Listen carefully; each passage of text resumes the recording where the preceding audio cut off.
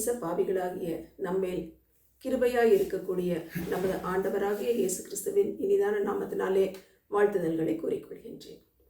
இந்த அற்ப நேச பாவிகள் அப்படிங்கும் பொழுது ஒரு சிந்தனை எனக்கு ஒன்று ஞாபகம் வருது. ஒரு ஊரில் ஒரு குடும்பம் இருக்குது. அப்பா, அம்மா, பிள்ளைங்க, ஒரு பையன், ஒரு பொண்ணுன்னு இருக்காங்க. அப்பா தச்சராக வேலை செஞ்சிட்ருக்காரு. அவர் மரஜாமான் செய்யக்கூடிய வேலையாக இருந்தாலும் சரி, ஓடு மேலே ஏறி செய்யக்கூடிய வேலையாக இருந்தாலும் செஞ்சுட்டு வந்தார். இப்படியாக அவர் வேலை செஞ்சுட்டு வரும் பொழுது ஒரு நாள் ஓடு மாற்றுறதுக்காக கூரை மேலே ஏறி போய் வேலை செய்யும் பொழுது அங்கேருந்து தவறி விழுந்துடுறாரு. தவறி விழுந்ததுனால அவருடைய கை கால் ரெண்டுலேயுமே அடிபட்டுருச்சு. எலும்பு முறிவு வரைக்கும் ஏற்பட்டிருக்கு. அவர் அதனால் வேறு வழி இல்லாமல் பக்கத்தில் இருக்கக்கூடிய ஊருக்கு போய் அந்த எலும்பு முறிவுக்கான கட்டை போட்டுட்டு வீட்டில் ஓய்வெடுத்துட்ருக்காரு.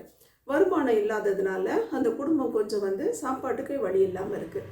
அந்த நேரத்தில் அந்த குடும்பத்தின் மனைவி அவன் என்ன சொல்கிறா, நீங்கள் சரியாகிற வரைக்கும் நான் கொஞ்சம் வேலைக்கு போகிறேன். வேலைக்கு போய் கொஞ்சமாக சம்பாத்தியம் வந்தால் தான் நம்ம பிள்ளைங்களுக்கு சாப்பாடு கொடுக்க முடியும். ஒருவேளை சோறு கூட அந்த பிள்ளைங்க சாப்பிடாம இருந்தால் நல்லா இல்லை. அப்படிங்கும் பொழுது அந்த கணவர் சொல்கிறாரு, என்னால் தானே கஷ்டம், நான் ஒழுங்காக வேலை செஞ்சுருந்தா இந்த கஷ்டம் நமக்கு இல்லைல்ல, இவனை வேலைக்கு அனுப்புறதுக்கு எனக்கு கவலையாக இருக்குது, கஷ்டமாக இருக்குது. அப்படிங்கும் பொழுது என்ன பண்ணுறதுங்க, பரவாயில்ல, நீங்கள் சரியாகிற வரைக்கும் தானே, 1 மாதமோ 2 மாதமோ இதை மட்டும் நான் பார்த்துக்கிறேன், பார்த்துக்கிட்டு அதுக்கப்புறம் நீங்கள் வேலைக்கு போக ஆரம்பிச்சுக்கோங்க, அது வரைக்கும் நான் போயிட்டு வரேன்னு சொல்லிட்டு போய் வேலையை தேட ஆரம்பிக்கிறான். ஒரு வீட்டுக்கு போகிறான். போயிட்டு அந்த அம்மாட்ட வேலை ஏதாவது எனக்கு இருக்குமா அப்படின்னு கேட்குறான். என்ன வேலை செய்வேன் அப்படின்னு சொல்லி கேட்டுட்டு, எனக்கு நீ பாத்திரம் தேய்ச்சி வீடு கூட்டி கொடுத்தனா போதும், வேறு எதுவும் தேவையில்லை, நான் மாதம் உனக்கு 1000 ரூபாய் தர்றேன் அப்படிங்கிறாங்க. இந்த மாதிரி ஒவ்வொரு வீடாக போய் ஒரு 5 வீட்டில் வேலையை பிடிச்சிக்கிறான். ஒரு 5000 ரூபாய் மாதத்துக்கு வர மாதிரி ஒரு வருமானத்தை பார்த்துக்கிறான். டெய்லி வேலைக்கு போவா, குறித்த நேரத்துக்கெல்லாம் போவா, நல்லா கரெக்டாக வேலை செய்வா. அப்படி இருந்தும் ஒரு நாள் அவளுக்கு உடம்பு கொஞ்சம் சுகவீனமாக இருந்ததுனால வேலைக்கு லேட்டாக போயிட்டான். அதனால் 5 வீட்டில் 2 வீட்டில் இருக்கக்கூடியவங்க ரொம்ப கோவப்பட்டுட்டாங்க. உன்னை நம்பி தானே நான் அந்த வேலையை வச்சுருக்கேன், நீ சரியாக செய்வேங்கிறதுக்காக தானே கொடுத்துருக்கேன், இப்படி லேட்டாக வந்தால் என்ன பண்ணுறது, இது சரியில்லை, இனிமேல் நீ வேலைக்கு வராத அப்படின்னு சொல்லி வீட்டு அம்மா சொல்லிடுச்சு. அது மாதிரி அடுத்த அம்மா கோவிச்சுக்கிச்சு. இப்போ ஒரு வீட்டு வருமானம் அவளுக்கு போயிடுச்சு, அவளுக்கு வரல. அப்படி இருந்தும் அந்த மீதி 4 வீட்டில் வேலை செஞ்சிட்டு இருந்தா.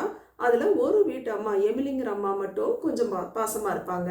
அவங்க வேலை முடித்தவொடனே வீட்டில் ஏதாவது மீதி சாப்பாடு இருந்ததுன்னா, ஏம்மா நீங்கள் வீட்டுக்கு எடுத்துகிட்டு போம்மா, பிள்ளைங்க இருந்தால் கொடுமா அப்படின்னு சொல்லுவாங்க. அந்த 4 பேரில் இந்த அம்மா மட்டும் கொஞ்சம் கரிசனையாக இருப்பாங்க. உடம்பு சரியில்லாமல் இருந்து வேலைக்கு சேர்ந்தப்போ கூட, ஏம்மா உடம்பு பரவாயில்லையா, அதுக்குள்ளே வேலைக்கு வந்துட்டியே, இன்னும் ஓய்வு எடுத்துகிட்டு வந்திருக்கலாம்ல அப்படிங்கிறதெல்லாமும் கேட்பாங்க. இல்லைம்மா நான் வேலைக்கு வரல அப்படின்னா அப்புறம் வீட்டுக்கு சம்பளம் வராது இல்லைம்மா, அதனால் எனக்கு பரவாயில்ல, அதனால் வேலைக்கு வந்துட்டேன் அப்படின்னு சொல்கிறான்.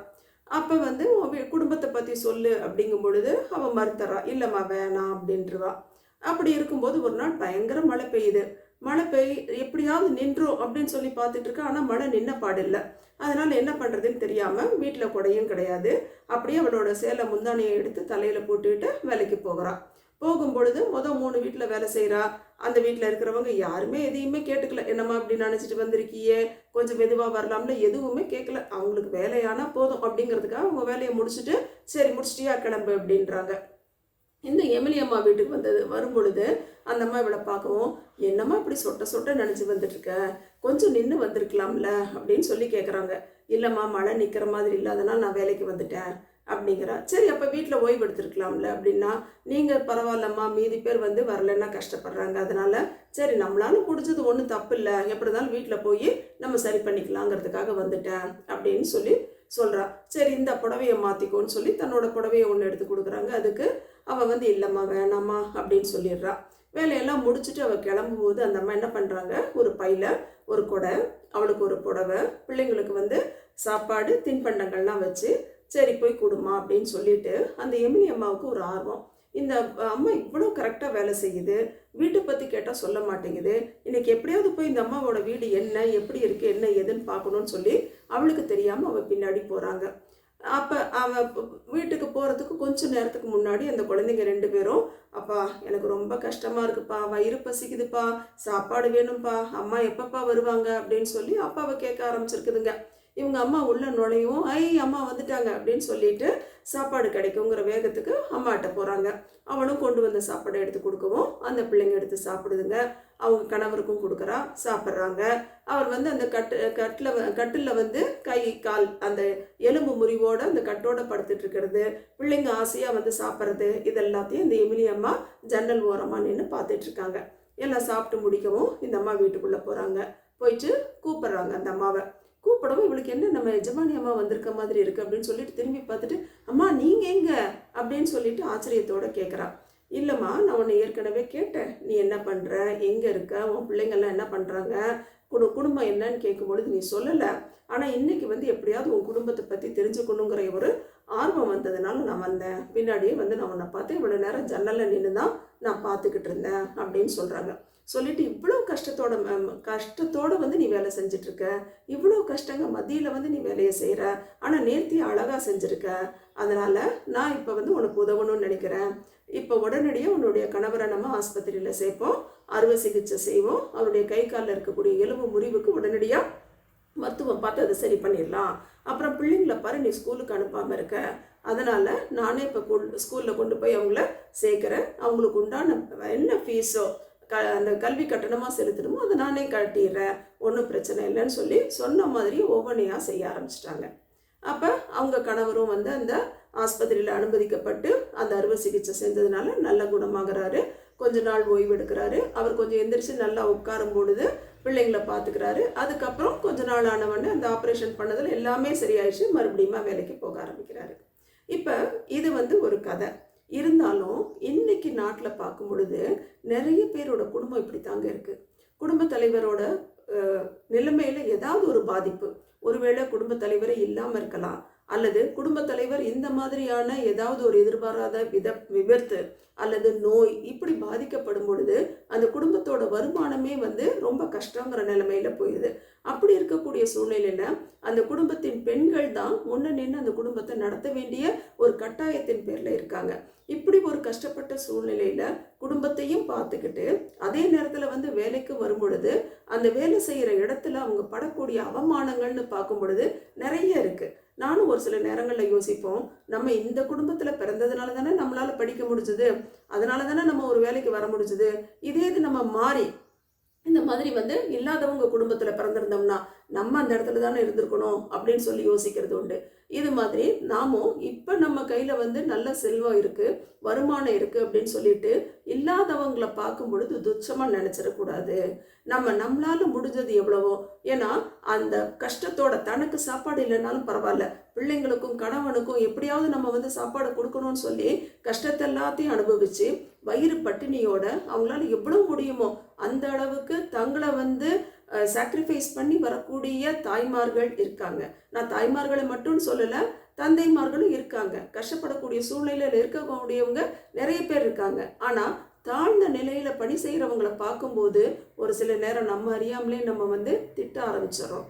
அப்படியாக இல்லாமல் இனிமே ஒவ்வொரு குடும்பத்தில் இருக்கக்கூடிய சூழ்நிலையும் புரிந்து கொண்டு அவர்களுக்கு ஏற்றபடி நம்மளால முடிஞ்சது என்னவோ, அவங்களுக்கு வந்து ஸ்கூல் ஃபீஸ் கட்டணுமா அல்லது குடும்பத்தில் ஏதாவது குறைவு இருக்கா, மருத்துவ செலவு இருக்கா அப்படிங்கிறத பார்த்து நம்மால் முயன்றவரை இல்லாதவர்களுக்கு நம்ம கொடுக்கும் பொழுது மத்தேயு 25ஆம் அதிகாரத்தில் 34வது வசனத்திலிருந்து நம்ம பார்க்குறோம்.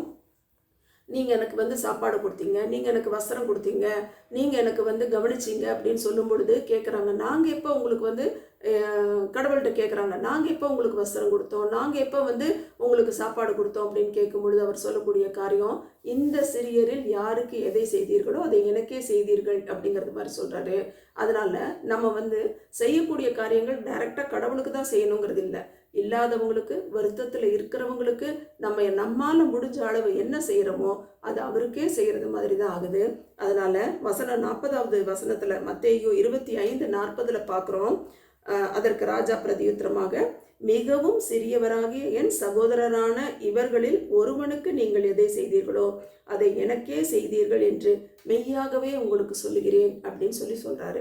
அப்போ இந்த வசனத்தை நம்ம ஞாபகம் வச்சுக்கிட்டு எப்பப்பெல்லாம் நம்மளால் முடியுதோ நமக்கு கிடைக்கக்கூடிய பணம் வருமானம் என்ன இருக்கோ அதில் ஒரு பங்கையாவது இல்லாதவர்களுக்கு, ஏழைகளுக்கு, கஷ்டப்படுகிறவர்களுக்கு, தாய் தகப்பன் இல்லாதவர்களுக்கு, நோய் நொடியில் வாடுபவர்களுக்குன்னு, அது மாதிரி வாழ்க்கையில் வந்து உடல் சுகவீனமாக இருக்கக்கூடியவங்க, அதே மாதிரி வந்து ஹேண்டிகேப்டு சில்ட்ரன் இருக்காங்க. அவங்களுக்கு உடல் உறுப்பில் ஏதாவது ஒரு உறுப்பு பாதிப்புங்கிறது மாதிரி இருக்கும்.